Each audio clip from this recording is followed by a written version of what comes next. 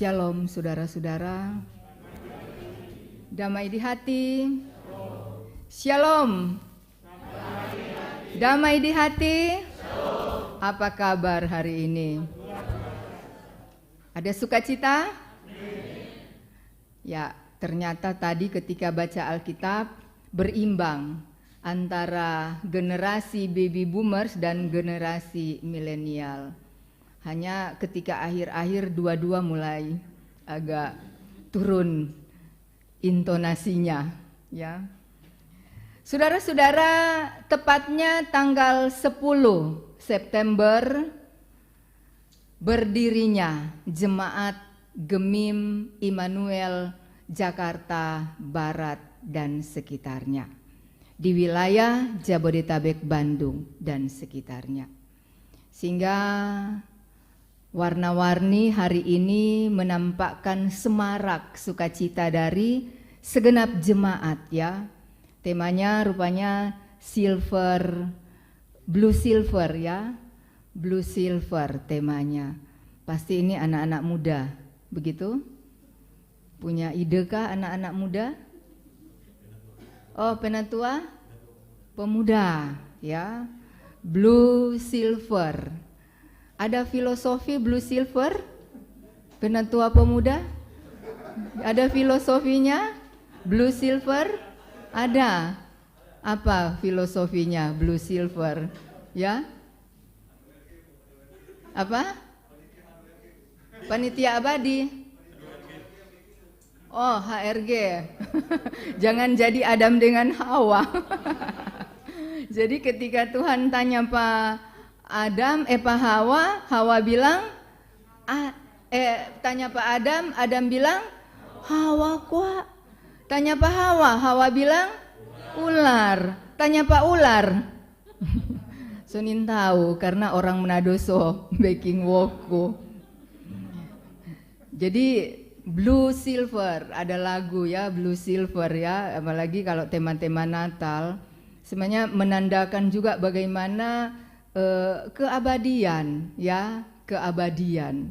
Hendaknya kita abadi, ya. Saudara-saudara, tadi juga berbincang-bincang dengan Ibu Ketua Jemaat, Ketua BPMJ, Pendeta Heni, Mewengkang, Heni Yeni, Mewengkang Rakian.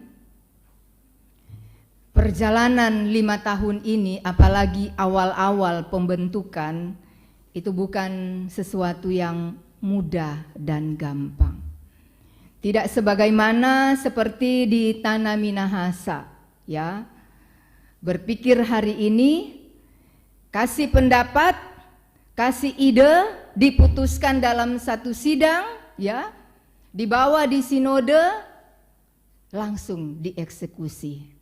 Ya, tapi kalau di sini perjuangan, ya, perjuangan itu bagaikan kita berada dalam satu perjuangan underground, di bawah tanah. Tapi harus jalan. Apalagi sekilas lintas, saudara-saudara, untuk merintis Gemim wilayah Jabodetabek, Bandung dan sekitarnya, ya. Beberapa kali kami tim mengadakan rapat-rapat persiapan seperti PP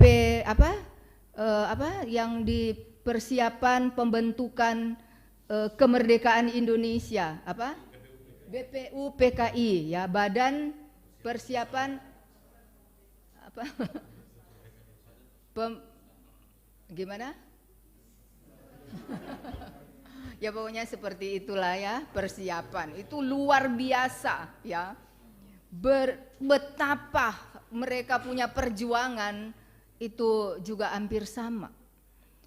Kita membayangkan, ya, juga masa-masa ketika zaman gereja mula-mula, ya, mungkin konteksnya berbeda. Konteks kita ada di Indonesia, gereja mula-mula itu berada di bagian Timur Tengah sana, ya, masyarakat Palestina, Asia kecil juga, ya, bagaimana mereka punya perjuangan untuk pembentukan jemaat gereja mula-mula hampir sama. Bedanya kalau mereka itu berdarah-darah sampai berkorban nyawa, ya, mereka harus mengorbankan, kepalanya harus dipenggal, bahkan dibakar hidup-hidup, bahkan ada simbol-simbol yang mereka harus nyatakan karena mereka tidak bisa bicara tentang Kristus, ya. Kalau kita baca kitab Wahyu sebenarnya itu mau menceritakan bagaimana pergumulan dari jemaat Kristen yang ada pada ketika pembentukan atau gereja mula-mula, ya. Kalau kita baca kitab Wahyu dengan simbol-simbol. Ikhtus juga, ya, simbol ikhtus itu Yesus Kristus itu disimbolkan dengan ikhtus. Itu juga adalah satu simbol yang supaya jangan orang luar tahu, hanya orang-orang dalam tahu. Nah, bagaimana kita juga waktu mula-mula pembentukan gereja Gemim di wilayah Jabodetabek, dari satu tempat ke tempat yang lain dikejar-kejar.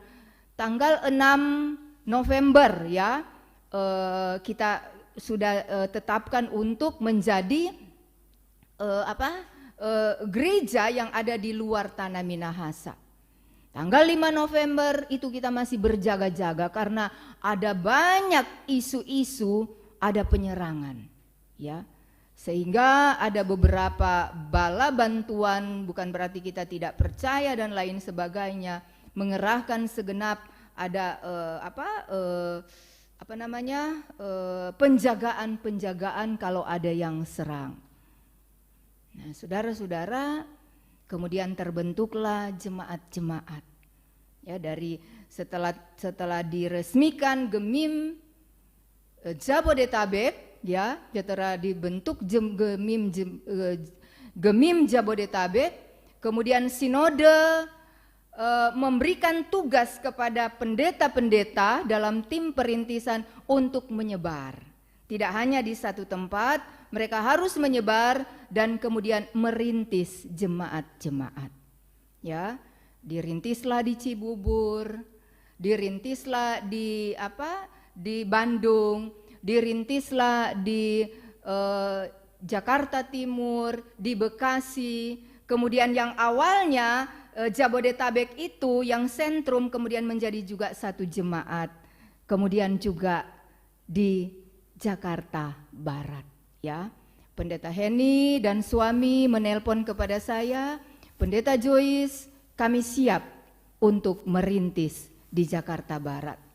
Segera planning dilakukan dengan strategi-strategi yang ada dan kemudian mulai dengan multiple, ya, multiple artinya dari satu orang mengabarkan kepada beberapa orang dan seterusnya dan seterusnya. Dan puji Tuhan, ya, pertumbuhan, perkembangan baik secara kuantitas maupun secara kualitas itu dapat dirasakan. Tetapi saudara-saudara, periode yang pertama kita sudah lewati. Artinya periode yang pertama seperti gereja mula-mula, tantangan-tantangan justru berhadapan dengan tantangan-tantangan di luar. Berhadapan dengan penghambatan-penghambatan supaya kekristenan itu di bumi hanguskan. Sehingga apa yang disampaikan oleh Paulus, semakin dihambat semakin merambat. Keteguhan, kekokohan iman dari jemaat-jemaat yang dibentuk oleh Paulus, ya, itu benar-benar kokoh ketika berhadapan dengan tantangan-tantangan dari luar, ya. Tetapi selanjutnya ketika sudah mulai settle, ketika sudah mulai ada jemaat-jemaat di Korintus, di Efesus, dan seterusnya sudah mulai terbentuk. Periode yang kedua, tantangan yang mereka hadapi adalah tantangan di dalam. Jemaat Korintus dan seterusnya. Paling jelas di jemaat Korintus. Sampai minggu lalu kita masih diantar dengan pembacaan tentang Korintus, jemaat di Korintus. berhadapan dengan tantangan-tantangan, perbedaan pendapat, perbedaan pemikiran, dan banyak hal ya, yang kemudian Paulus katakan bahwa kita satu tubuh dengan banyak anggota-anggotanya ya. Dan punya kepala. Kepala itu adalah Tuhan kita, Yesus Kristus. Ya, kita harus mendengar dalam sinergitas pelayanan kita. Demikian juga dengan Gereja Masehi Injili di Minahasa. Di sini sudah berapa kolom Pendeta Henny? Ada 4 kolom. Dengan demikian 4 kolom ada berapa pelsus? Ya, 13 dengan pendeta, termasuk Bipra, ya kan? Termasuk Bipra. Sehingga saudara-saudara mengacu pada aturan-aturan Gereja Masehi Injili di Minahasa, ada 2 hal yang harus kita pegang untuk kita mempertahankan bagaimana keutuhan gereja kita.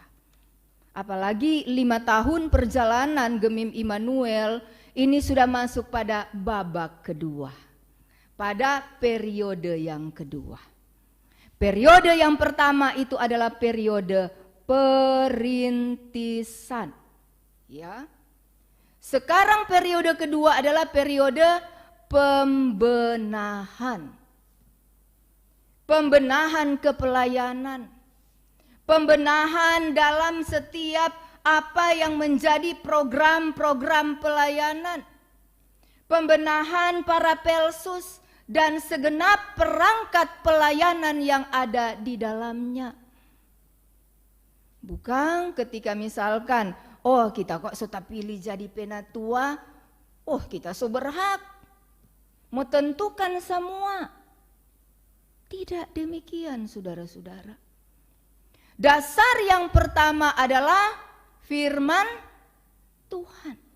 Dasar yang kedua dari Gereja Masehi Injili di Minahasa adalah tata gereja, Gereja Masehi Injili di Minahasa. Makanya Pelsus mesti baca.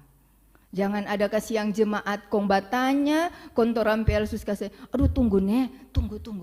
Kita kok nin tahu, mau nih baking jo ngoni. Baca kasih yang baik-baik. Dan jemaat juga, nah kita mau tanya dulu, siapa yang di sini memang asli Gemim? Lahir, besar, baptis di Gemim. Coba angkat tangan.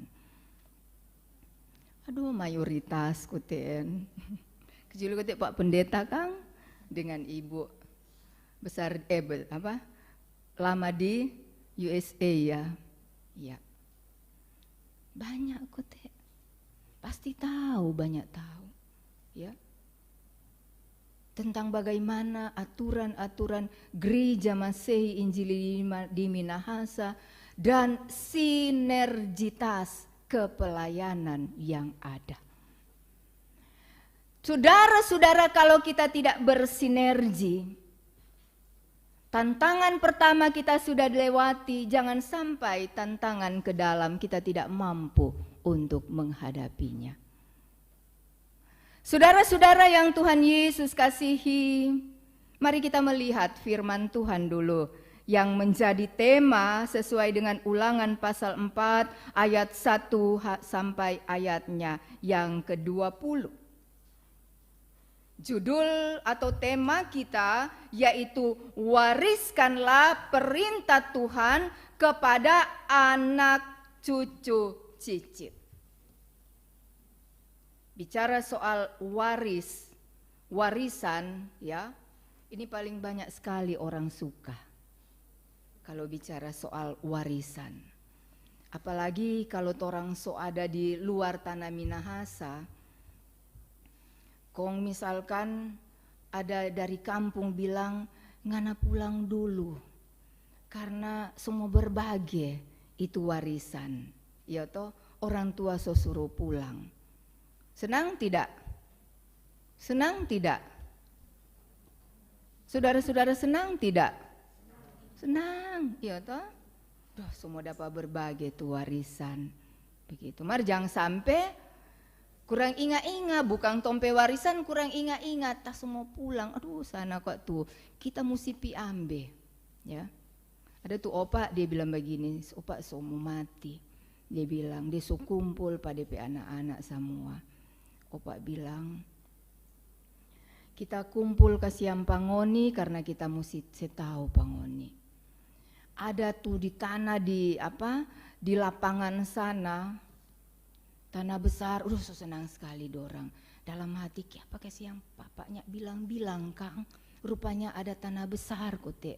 Pokoknya di sana ada kobong pece, ada tanah kering, banyak kelapa, banyak cingke, luas kasiang. Dong so tunggu-tunggu. Doh, Bapak semua berbahagia ini. Marngoni ingat kasiang anak-anak, itu bukan Bapak punya. Bapak cuma ada jaga. Karena ada orang kak lain kali bajaga, dong semua ngaku dorang punya, ya. Bicara juga soal warisan, kadang-kadang DP mama dan papa, ya misalkan lupa berbagi pada DP anak-anak, ketika dia mati, masih ada kasihan dompe mayat, dong so bakalai akang. Padahal cuma bakalai akang tulisung. Bakalai akang tuh gelas, ya. Martorang ini soalnya nak begitu toh. Soalnya nak begitu orang, apalagi anak-anak sekarang, anak-anak generasi milenial, ya. Sekarang generasi sekarang so banyak DP sebutan-sebutan, ya. Generasi Alpha, generasi Z, bahkan sekarang lagi ngetren dengan sebutan generasi strawberry, ya. Tahu generasi strawberry, ya? Baru dengar? Generasi strawberry, nanti sebentar kita kasih tahu tuh generasi strawberry. Tapi saudara-saudara, di sini mau disampaikan bahwa warisan merupakan sesuatu yang sangat berharga sebagai harta peninggalan yang ditinggalkan. Ya. Warisan bukan hanya sekedar berbicara tentang harta benda.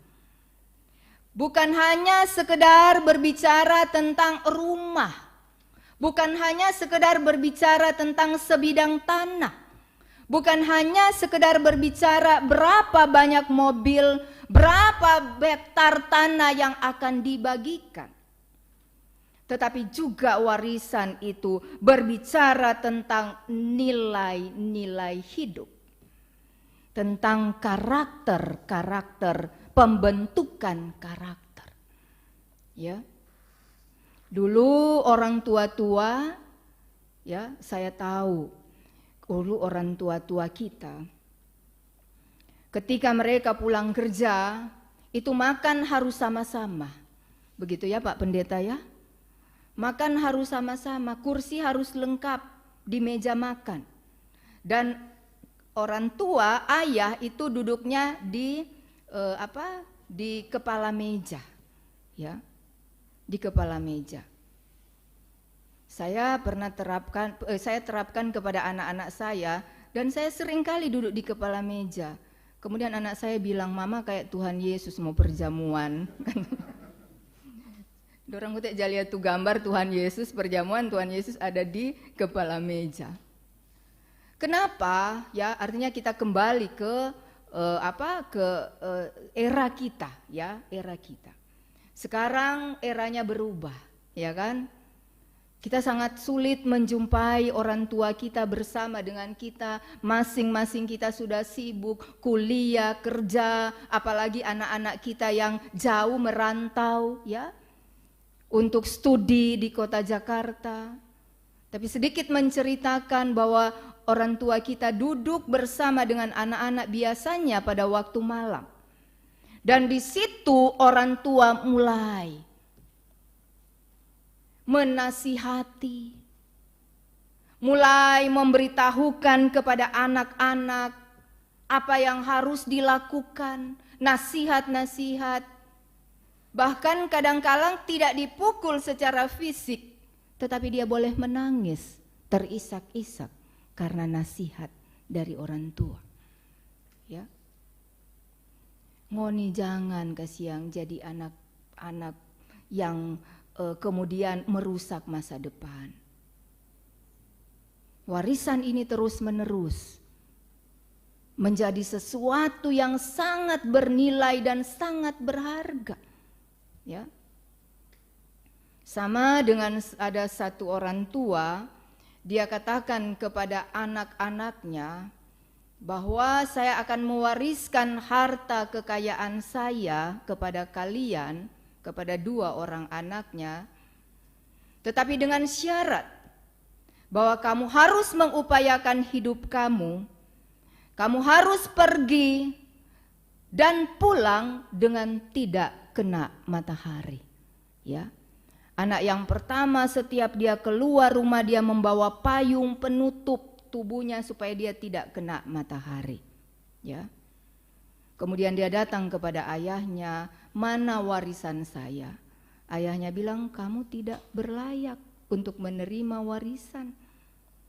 Kemudian anak yang kedua datang dan mengatakan, "Ayah, saya keluar di saat matahari belum keluar dan saya kembali ke rumah di saat matahari sudah tenggelam. Karena saya berupaya dan bekerja di saat orang masih tidur dan di saat orang sudah tertidur. Engkaulah pemilik warisan yang sangat berharga karena engkau mendapatkan nilai-nilai yang berharga untuk perjuangan hidupmu." Saudara-saudara, keluarga adalah basis utama dalam kehidupan bergereja. Masyarakat Yahudi, agama Yahudi mewariskan bagaimana kehidupan beriman mereka, spiritualitas mereka, religius mereka, dimulai dari keluarga. Kita lihat bahwa setiap hari Sabtu atau hari Sabat, para orang tua, ayah, ya, dia wajib, itu wajib saudara-saudara, menyiapkan mezbah.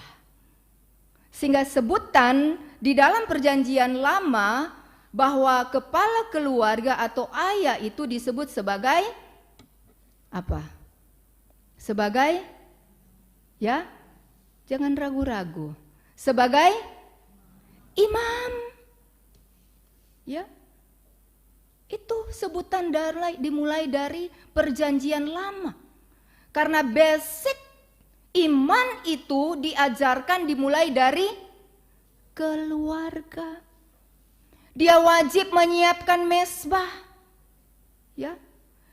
Dan setiap hari Sabat dia wajib mengumpulkan jemaat, yaitu keluarganya, dan beribadah bersama-sama.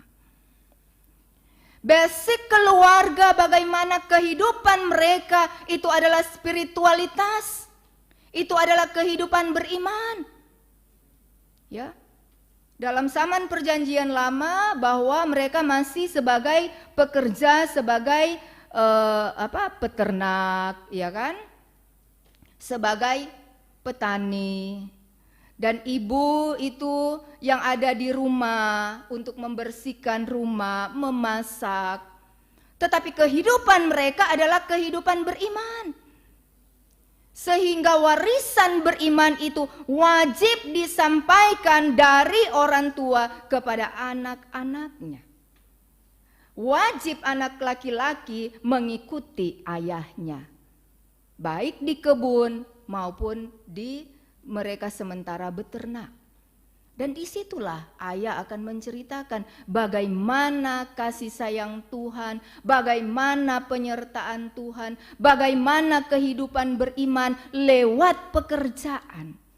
Dan disitulah awal juga disebut liturgi. Liturgia, ibadah. Dalam bekerja itu adalah ibadah. Ibadah kita, bekerja adalah ibadah. Ya. Leutergia. Ya. Nah, saudara-saudara, ayah wajib mau meneladankan bahwa pekerjaan itu karena Tuhanlah yang menganugerahkan. Kalau tidak bekerja, maka mereka tidak akan mendapat makan. Mereka akan miskin, mereka tidak punya apa-apa, dan itu selalu dihubungkan dengan iman. Begitu juga ibu rumah tangga, seorang istri di rumah. Ketika dia melakukan segala sesuatu di kehidupan rumahnya, dia akan menceritakan bagaimana kebaikan-kebaikan Tuhan. Basic keluarga. Kemudian juga dalam pendidikan keluarga-keluarga Israel, kemudian anak-anak ketika sudah memasuki usia 5 tahun, dia harus membawa untuk dia sekolah. Sekolah mereka juga adalah sekolah bagaimana kehidupan mereka juga itu adalah kehidupan religius. Ya. Sehingga ketika mereka itu dibuang ke tanah pembuangan di Babel, ya, kita ingat bahwa gereja sebenarnya itu juga para imam itu wajib mengajarkan bagaimana kehidupan beriman lewat teladan-teladan. Ketika mereka dibuang, tercerai-berailah. Ada anak yang tidak bersama dengan orang tua. Orang tua kehilangan anak, bagaikan kita seperti di masa tsunami, ya, tercerai-berai. Sehingga kemudian mereka memutuskan harus ada sinagog untuk mengumpulkan anak-anak supaya mereka tetap diwariskan iman, diwariskan kepercayaan terhadap Tuhan Allah. Mereka harus tetap belajar terus-menerus. Jadi sinagog itu adalah tempat peribadatan umat Israel ketika mereka ada di pembuangan, tetapi sekaligus juga sebagai sekolah. Karena awalnya basic pendidikan itu di keluarga, tetapi ketika ada di pembuangan keluarga tercerai-berai, maka mereka pendidikan itu mereka dapatkan di sinagog untuk mewariskan nilai-nilai kekristenan. Nilai-nilai religius, iman. Karena kalau istilah kekristenan itu nanti muncul di Perjanjian Baru. Nah, saudara-saudara yang dikasihi Tuhan, perikop kita mau memberitahukan kepada kita bagaimana persiapan Israel untuk memasuki tanah Kanaan. Ya. Sebelum mereka masuk tanah Kanaan, mereka harus dipersiapkan mental mereka, terutama iman mereka. Selama perjalanan mereka keluar dari Mesir, ya, ada berapa tahun mereka berada di padang gurun? Ada berapa tahun? Ada berapa? Ya, 40 tahun lamanya mereka berada di Mesir. Padang gurun. Saudara-saudara bayangkan dari Mesir menuju Kanaan itu jaraknya itu hampir sama Surabaya ke Malang. Dekat atau jauh? Dekat atau jauh? Dekat. Itu kalau Surabaya ke Malang sama enggak dengan Manado ke Gorontalo? Kira-kira? Kira-kira? Enggak sama. Maksudnya lebih jauh mana? Oh, lebih jauh Gorontalo. Berarti Malang dekat dang. Dekat Malang ke maksudnya Surabaya ke Malang dekat. Ya, berarti apa? Gorontalo so jauh, Kang. Kalau Surabaya ke Malang berarti dekat. Kota mau bagus, toh, Kang. Nanti saudara-saudara searching di internet jarak antara Mesir ke ke Kanaan, ya. Tapi saudara-saudara bayangkan sebenarnya jarak ditempuh itu hanya beberapa minggu saja. Kalau semua tahun mungkin 1 tahun. Bayangkan itu berapa tahun? 40 tahun lamanya. Karena apa? Bukan sekedar karena sulitnya jarak, bukan sekedar karena belum ada kendaraan seperti sekarang, mobil atau pesawat. Tapi karena orang Israel ini lebih banyak DP, orang Manado bilang kumakbal. Tahu kumakbal? Ya. Pangma lawang, tegar tengkuk, keras kepala, kepala batu, lembek. Ya, lembek maksudnya orang bilang kalau ini cuman sekedar datang di Jakarta contoh, kemudian lihat keras kote hidup Jakarta, kontu lagu so bilang pulang jo biar busu-busu itu kampung halaman sendiri iya toh sama. Dorang bilang Tuhan Pak Musa dong Bataria Musa biar busu-busu kasih yang tu Mesir, martorang ini dapat makan sadap. Dorang bilang Pak Musa, sekarang orang mesti berjuang di kerasnya padang gurun, panas terik kalau siang hari, kedinginan kalau malam hari, nyana ada air lebih susah sekali. Dorangnya nak percaya kemahakuasaan Tuhan, sehingga Tuhan menghajar mereka supaya benar-benar mereka dibentuk, karakter mereka dibentuk ya. Padahal Tuhan bilang aku menyertai engkau ya. Bayangkan ketika mereka bersungut-sungut bahwa Tuhannya nak kasih makan, apa yang terjadi? Mujizat Tuhan, apa yang terjadi ya? Adanya mana, ya kan? Roti dan juga burung puyuh.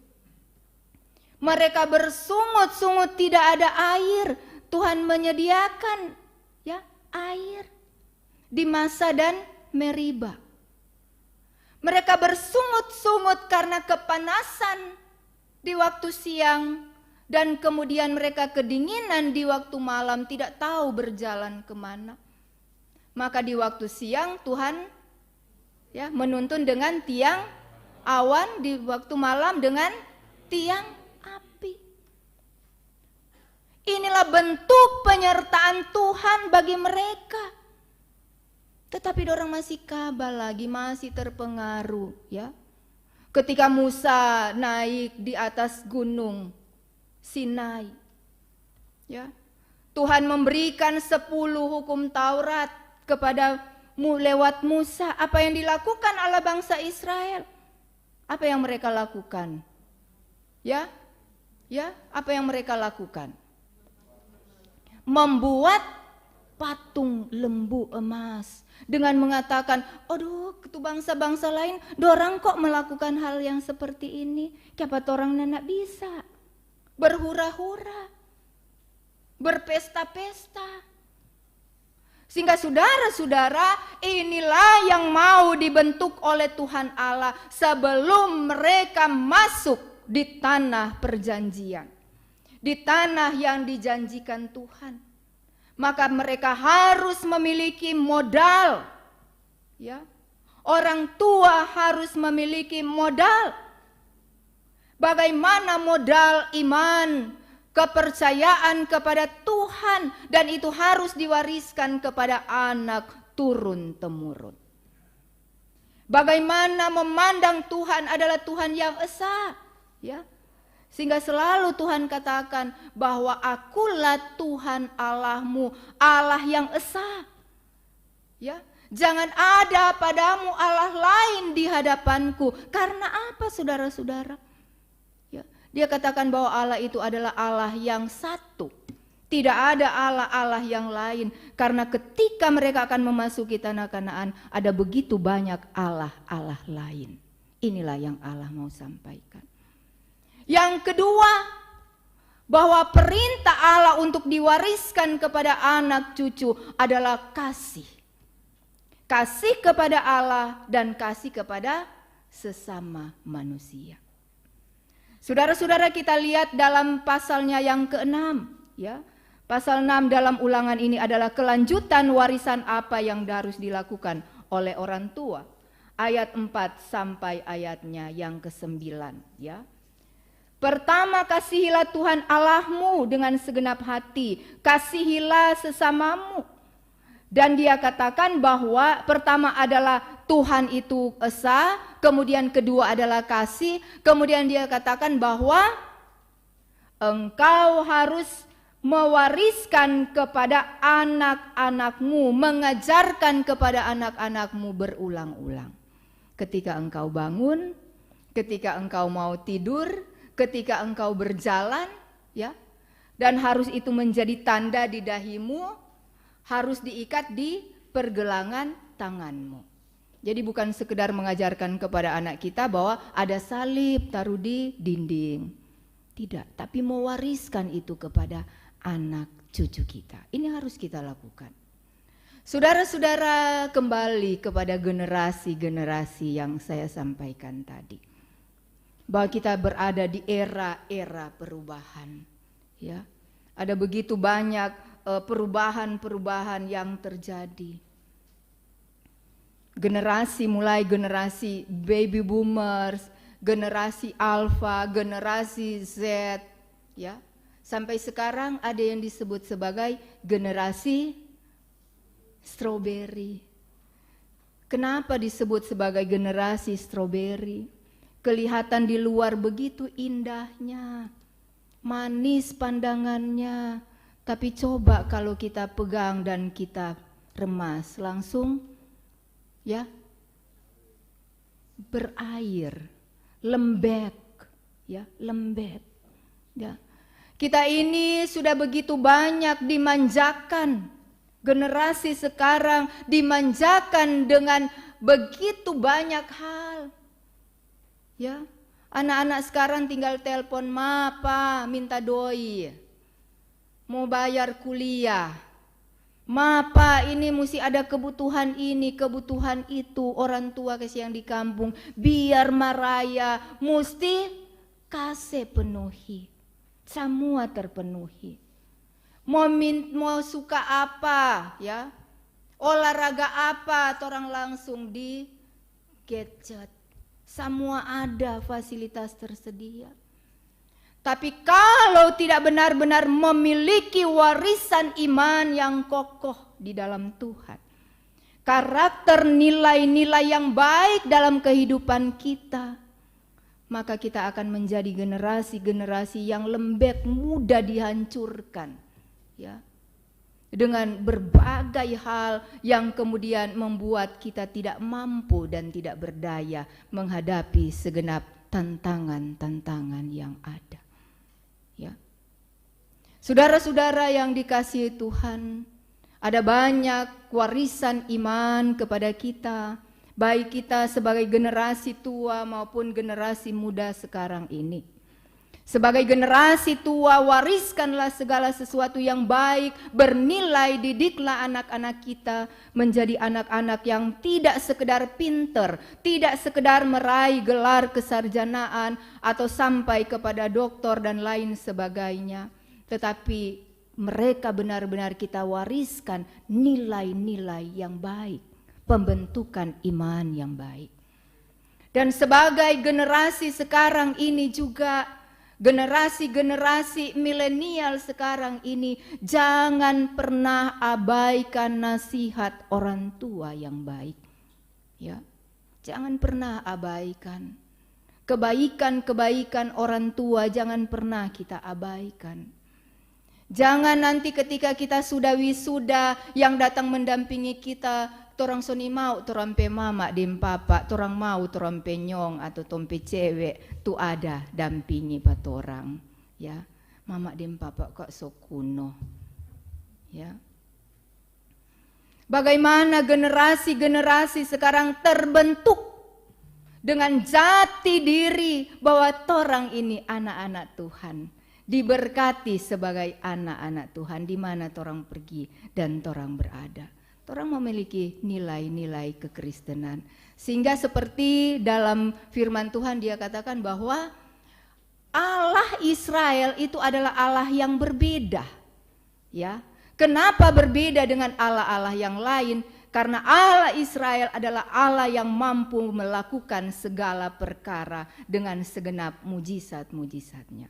Sehingga hari ini kita juga berkata, baik sebagai generasi sebelum kita dan generasi sekarang ini, kita mengatakan kita memiliki Allah Tuhan kita sebagai Allah yang hebat dan luar biasa yang membentuk saya sampai saat sekarang ini. Dan Allah yang luar biasa itu yang akan menyiapkan masa depan yang baik bagi saya. Amin. Sehingga kita terbentuk menjadi umat kepunyaan Tuhan yang sangat berharga. Inilah yang menjadi warisan iman yang bernilai bagi kita semua, dan juga selamat kita bersyukur 5 tahun perjalanan Gemim Immanuel Jakarta Barat. Tuhan memberkati. Amin.